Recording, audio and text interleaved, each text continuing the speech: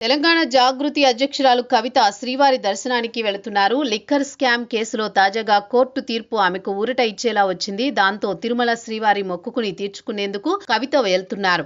ఆమె ఈ నెల 5న తిరుపతి చేరుకుని అలిపిరి మెట్ల మార్గం ద్వారా కాలినడకన తిరుమలకు చేరుకుంటారు. 6న తిరుమల శ్రీవారిని దర్శించుకుని మొక్కులు చెల్లించుకుంటారని చెబుతున్నారు. ఇదిలా ఉంటే కవిత తన తిరుమల పర్యటన పూర్తి చేసుకుని మొక్కులు చెల్లించిన అనంతరం హైదరాబాద్ చేరుకున్న తర్వాత కొత్త పార్టీ విషయంలో సంచలన ప్రకటన చేస్తారు అంటున్నారు.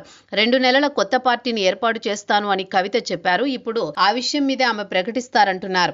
ఇప్పటికే తెలంగాణ జాగృతి ద్వారా జనంలోకి వెళుతున్నారు. ప్రభుత్వ వ్యతిరేక నిరసన కార్యక్రమాలతో చురుగ్గా పాల్గొంటున్నారు. అయితే తిరుమల పర్యటన తర్వాత ఆమె తన కార్యక్రమాలను మరింత పెంచుతారంటున్నారు. ఇక నిన్నటిదాకా ఒక ఎత్తు, ఈ రోజు మరో ఎత్తు అన్నది కవిత ఆలోచనగా ఉంది.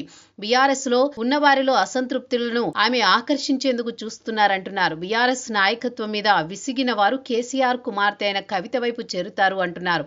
ఆమె మీద లిక్కర్ స్కామ్ మచ్చ ఉందని ఆలోచించిన వారు సైతం ఇప్పుడు ఆమె కోర్టు ద్వారా క్లీన్ చిట్ లభించడంతో ఏ విధమైన ఫికర్ లేకుండా వచ్చి చేరుతారు అంటున్నారు.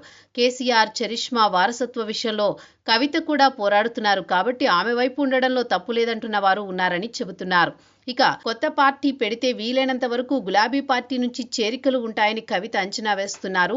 అలాగే బీజేపీ సహా ఇతర పార్టీల నుంచి కూడా వచ్చేవారిని ఆకర్షించాలని చూస్తున్నారు. ఎన్నికల వేళ రాజకీయంగా ఏం చేయాలన్నది కూడా వ్యూహాలున్నాయని చెబుతున్నారు. పొత్తుల విషయంలో కూడా ఏమైనా ఆలోచనలు చేయొచ్చన్నది కూడా ప్రచారంలో ఉన్న మాట. మొత్తానికి చూస్తే కవిత పార్టీ పెట్టి రానున్న కాలమంతా జనంలో ఉండాలని చూస్తున్నారు.